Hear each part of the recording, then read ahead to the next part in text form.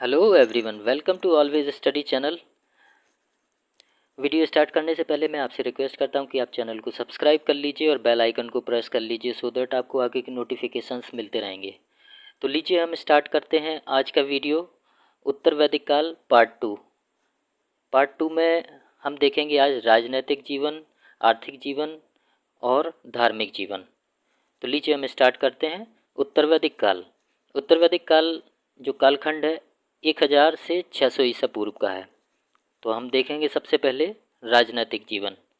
राजनैतिक जीवन में इस काल में विशाल राज्यों की स्थापना होने लगी और अब राजा के अधिकारों में भी वृद्धि होने लगी थी। अब वे जन या कबीले का नेता न होकर एक विस्तृत भूभाग के एक छत्र शासक हो गए थे। ऐत्रेय ब्राह्मण ग्रंथ में राजा की उत्पत्ति का उल्लेख किया गया है। इसमें कहा गया है कि समुद्र पर्यंत पृथ्वी का शासक एक राट होता है। ये ऐत्रेय ब्राह्मण जो है ग्रंथ है उसमें लिखा हुआ है। ऐत्रेय में उल्लेख है कि एक बार देवताओं एवं असुरों के बीच युद्ध हुआ और देवता पराजित हो गए। तब से उन्हें लगा कि एक राजा की आवश्यकता है जो युद्ध में सेना का प्रतिनिधित्व कर सके। तब से राजा की संकल्पना इस युग में आई। तो इस तरह से राजा की संकल्पना आई जब देवता युद्ध में पराजित हो गए। तो इसमें तब से राजा का निर्वाचन होने लगा। आगे चलकर राजा सामान्य उपाधियों के स्थान पर कौन कौन सी उपाधियां लेने लगा? वो लेने लगा राजाधिराज, सम्राट, एकराट जैसी विशाल उपाधियां धारण करने लगा। अथर्ववेद में एक राट सर्वोच्च शासक को कहा गया है। सर्वोच्च मतलब कि जो एक पूरे भूभाग पे या एक बहुत बड़े भूखंड पे राज करता हो उसे सर्वोच्च शासक कहा गया है, एक राट। इसमें क्या करते थे राजा लोग? अथर्ववेद में एक राट सर्वोच्च शासक को कहा गया है और राजसूय तथा अश्वमेध जैसे विशाल यज्ञों का अनुष्ठान कर सम्राट अपनी शक्ति का प्रदर्शन करते थे। मतलब वो क्या करवाते थे?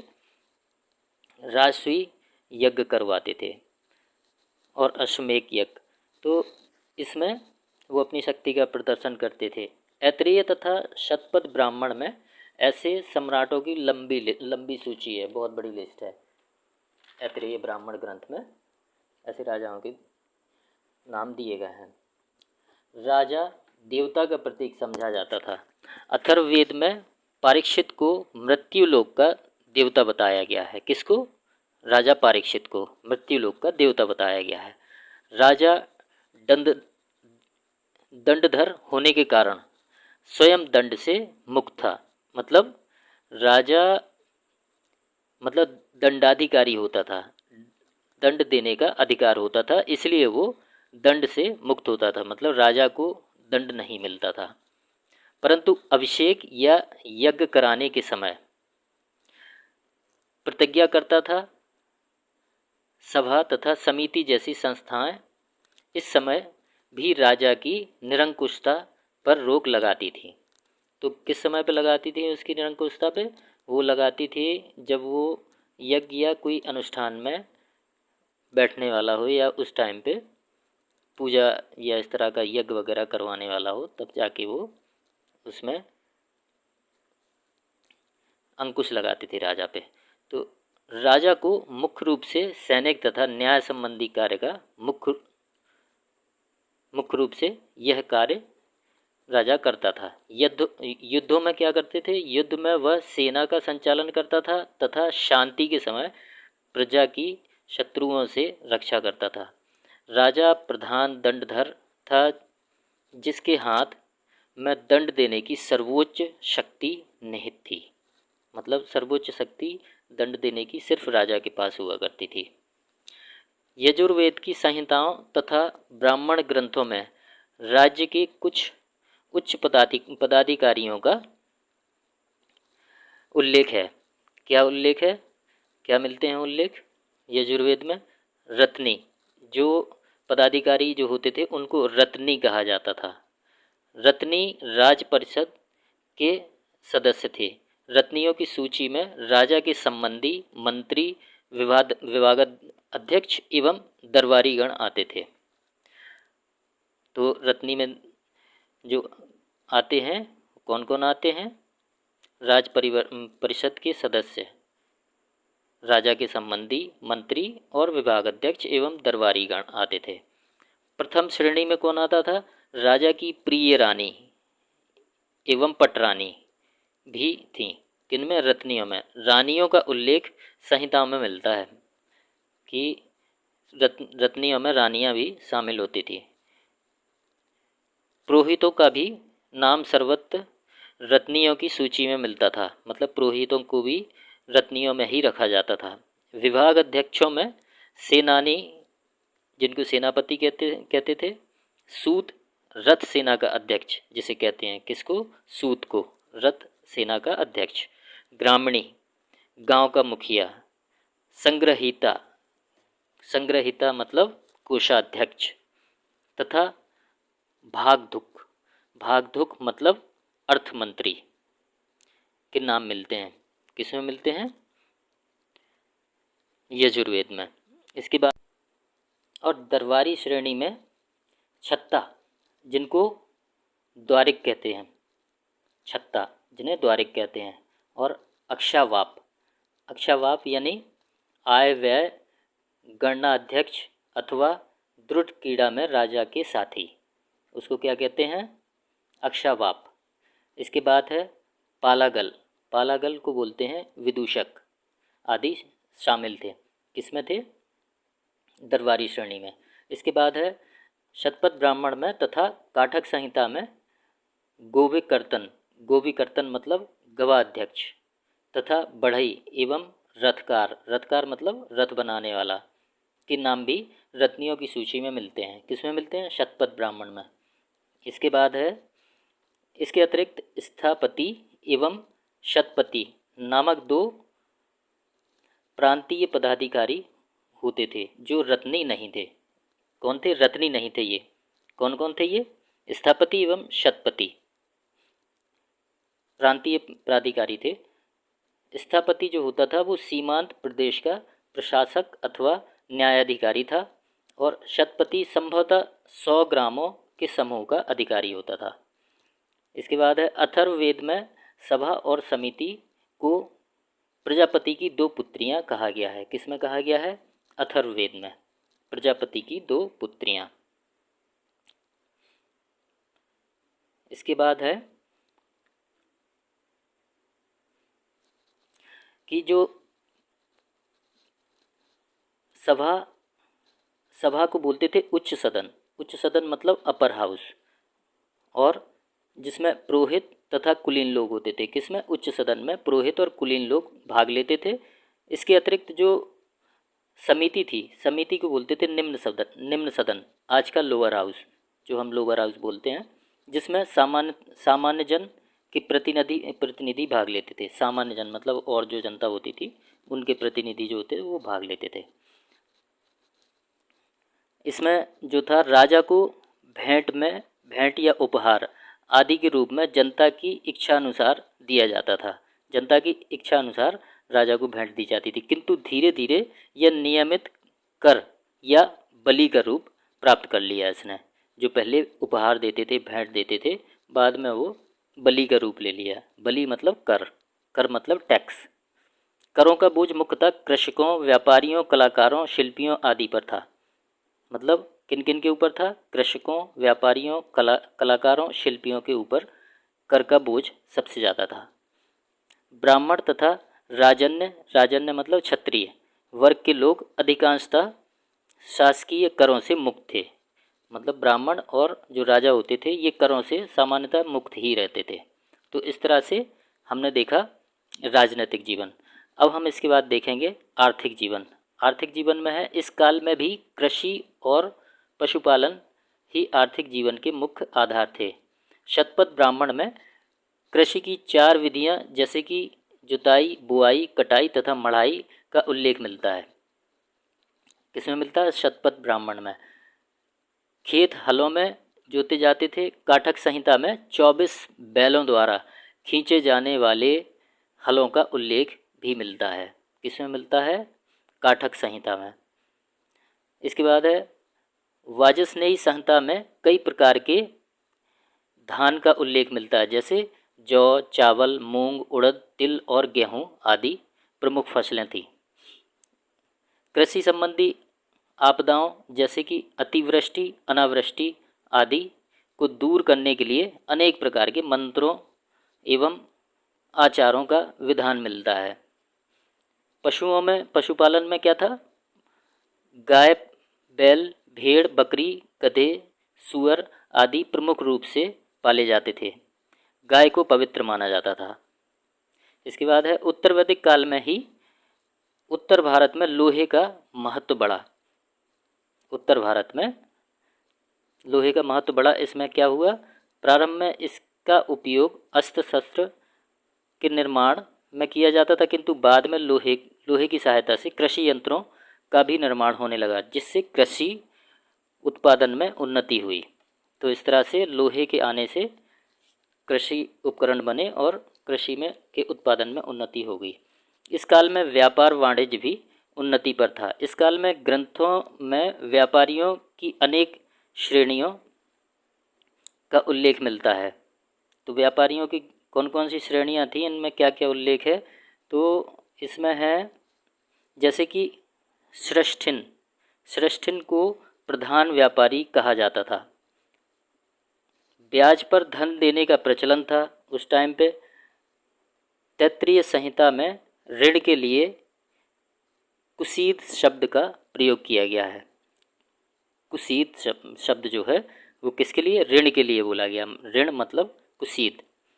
शतपथ ब्राह्मण में उधार देने वाले को कुसीदिन शब्द का उल्लेख मिलता है। किसमें मिलता है? शतपथ ब्राह्मण में। कुसीदिन किसको कहते थे? जो उधार देता था, मतलब ऋण देने वाला, ब्याज पे पैसे देने वाला, उसको कुसीदिन कहते थे। जल तथा थल दोनों मार्गों से व्यापार होता था। जल और थल दोनों मार्गों से व्यापार होता था उस टाइम पे। इसमें क्या क्या है? व्यापार में क्रमशः वंशानुगत होता था व्यापार, मतलब जिसका जो व्यापार था वो वंशानुगत था। जैसे कि इस काल में स्वर्णकार, रथकार, चर्मकार, जुलाई जिनको जुलाहे बोलते हैं, रंध्रकार, रजक, लोहार, नायक, नर्तक, सूत, व्याध, गोप, कुंभकार, वैद्य, ज्योतिषी और नाई इत्यादि प्रमुख थे। ये कौन थे? ये प्रमुख व्यापारी थे उस टाइम के। स्वर्ण तथा लोहे के अतिरिक्त इस काल में टिन, तांबा, चांदी, शीशा आदि धातुओं से भी परिचित हो चुके थे। तो इन धातुओं से परिचित भी हो चुके थे इस काल में। कौन कौन सी धातुएं? टिन, तांबा, चांदी, शीशा आदि जो धातुएं हैं इनसे परिचित हो चुके थे। पुरातात्विक प्रमाणों से पता चलता है कि गांधार जो कहलाता है, बलूचिस्तान, पूर्वी पंजाब तथा पश्चिमी उत्तर प्रदेश में 1000 ईसा पूर्व के लगभग लोहे का प्रयोग प्रारंभ हो चुका था। कहाँ पे? गांधार में, बलूचिस्तान में, पूर्वी पंजाब और पश्चिमी उत्तर प्रदेश में 1000 ईसा पूर्व के टाइम पे लोहे का प्रयोग होना शुरू हो गया था। अतरंजी खेड़ा के उत्खनन में हंसिये, जिसको दात्र भी बोलते हैं, हंसिया जो हंसिया कहलाता है उसको दात्र भी कहते हैं, कि उसके अवशेष मिले हैं तथा जौ, चावल और गेहूं के प्रमाण भी मिले हैं वहाँ से। उत्तर वैदिक साहित्य में लोहे को कृष्ण अयस कहा गया है। क्या? कृष्ण अयस लोहे को बोला गया है। इस काल में स्त्रियां रंगाई, सुईकारी आदि में निपुण थीं और पहले की अपेक्षा उत्तर वैदिक काल में स्त्रियां जो थीं इनकी भौतिक जीवन अपेक्षाकृत विकसित हो चुका था। स्त्रियों का क्या? सारे समाज का भौतिक जीवन विकसित हो चुका था। उत्तरी गंगा घाटी में आर्य स्थायी रूप से बस गए तथा पर्याप्त मात्रा में कृषि उत्पादन होने लगा। तो इनका जीवन उन्नत हो गया। तो हमने देखा अभी आर्थिक जीवन। अब हम देखते हैं धार्मिक जीवन। उत्तर वैदिक काल का धार्मिक जीवन किस तरह का था, क्या क्या चीज़ें होती थी। तो इस काल में धर्म और दर्शन के क्षेत्र में महत्वपूर्ण परिवर्तन हुए। अनेक ऋग्वैदिक देवताओं का स्थान नवीन देवताओं जैसे वरुण, इंद्र आदि का स्थान प्रजापति, विष्णु एवं शिव ने ले लिया। मतलब क्या हुआ, इस काल में जो ऋग्वेद काल के जो देवता थे जैसे कि वरुण, इंद्र आदि, इनका स्थान किसने ले लिया, प्रजापति, विष्णु एवं शिव ने ले लिया। यज्ञीय विधियां अत्यंत विस्तृत एवं जटिल हो गई थी, बहुत ज़्यादा विस्तृत और जटिल हो गई थी। यज्ञों में पशु बलि को प्राथमिकता दी जाने लगी। राजसूय, वाजपेयी तथा अश्वमेध जैसे विशाल यज्ञ होने लगे, इतने बड़े बड़े यज्ञ होने लगे। और भी यज्ञ हैं जैसे कि अग्नि अष्टम, पूर्णमास, चातुर्मास, पिंड पित्र, अतिरात्र, पुरुषमेध जैसे अनेक प्रकार के यज्ञों का उल्लेख मिलता है। राजसूय यज्ञ क्षत्रिय शासक अपने अभिषेक पर करवाते थे। अश्वमेध सार्वभौम सत्ता का प्रतीक होता था। जो अश्वमेध जो यज्ञ था वो सार्वभौम सत्ता का प्रतीक होता था, मतलब सब जगह उनकी सत्ता स्थापित हो चुकी है। अश्वमेध यज्ञ में तो 600 पशुओं तक की हत्या कर दी जाती थी। यज्ञ कराने वाले ब्राह्मण पुरोहितों को गाय, सोना, चांदी, वस्त्र, भूमि आदि दान में दी जाती थी। और इस काल में क्या हुआ कि प्रेतात्माओं, जादू टोना, इंद्रजाल, वशीकरण आदि में लोगों का विश्वास बढ़ गया था। अंधविश्वास को धर्म में स्थान मिल गया था। आर्य और अनार्य विचारधाराएं एक होने के कारण क्या हुआ, धर्म में अनेक नवीन तत्व प्रवेश कर गए थे। अप्सरा, गंधर्व, नाग आदि को भी देव रूप में कल्पना की जाने लगी थी। मतलब अप्सरा, गंधर्व और नाग की भी पूजा होने लगी थी। इसी काल में लगभग 600 ईसा पूर्व के टाइम पे उपनिषदों की रचना हुई। तो अब इसमें क्या हुआ, जब उपनिषदों की रचना हुई, पुरोहितों के बढ़ते हुए प्रभाव, यज्ञीय कर्मकांड तथा अनुष्ठानों के विरुद्ध सबल प्रतिक्रिया प्रारंभ हुई। क्या हुई, सबल मतलब बहुत ज़्यादा फोर्सफुली प्रतिक्रिया हुई। किसके लिए, पुरोहितों के बढ़ते हुए प्रभाव के लिए, यज्ञीय और कर्मकांड के लिए। उपनिषदों के समय काल में तप, त्याग, संन्यास आदि पर विशेष बल दिया जाने लगा। इन सब चीज़ों पे बहुत ज़्यादा बल दिया जाने लगा। उपनिषदों में स्पष्टतः यज्ञों तथा कर्मकांडों की निंदा की गई है। किसमें, उपनिषदों में। तथा ब्रह्म की एकमात्र सत्ता स्वीकार की गई है। मतलब ब्रह्म की पूजा करना या ब्रह्म की सत्ता को एकमात्र स्वीकार किया गया है। ब्रह्म को निर्विकार, अद्वैत एवं निरपेक्ष बताया गया है, जो जगत से परे है एवं उसमें व्याप्त भी है। जगत से परे भी है और जगत में व्याप्त भी है। तो ब्रह्म को निर्विकार, अद्वैत और निरपेक्ष बताया गया है। उपनिषदों के अनुसार आत्म साक्षात्कार ही मोक्ष है, जो अज्ञान के नाश से संभव है। किससे, अज्ञान का अगर नाश कर देता है इंसान, मानव, तो वो क्या है, आत्म साक्षात्कार कहलाएगा और मोक्ष को प्राप्त होगा। जगत को माया के रूप में चित्रित बताया गया है। जगत को मतलब इस संसार को क्या बताया गया कि ये माया है। तो इस तरह से उपनिषदों में ये ज्ञान की बातें बताई गई हैं। और जो पुरोहितों के बढ़ते हुए प्रभाव और यज्ञीय कर्मकांडों का इसमें विरोध किया गया है। प्रारंभिक उपनिषदों में केवल 3 आश्रमों का विधान मिलता है। कौन कौन से, ब्रह्मचर्य, गृहस्थ एवं वानप्रस्थ। परंतु आगे चलकर संन्यास आश्रम का भी उदय हो गया। प्रत्येक व्यक्ति को इन चारों आश्रमों से होकर जीवन यापन करना आवश्यक बताया गया है उपनिषद में। तो इस तरह से हमने देखा उत्तर वैदिक काल के राजनैतिक जीवन, धार्मिक जीवन और आर्थिक जीवन को। तो इस तरह से आज का चैप्टर हमारा यहीं पे समाप्त होता है। आपको वीडियो अच्छा लगा है तो वीडियो को लाइक करिए, शेयर करिए और कमेंट्स करिए, जिससे हमें मोटिवेशन मिलता है। Thank you for watching video. धन्यवाद।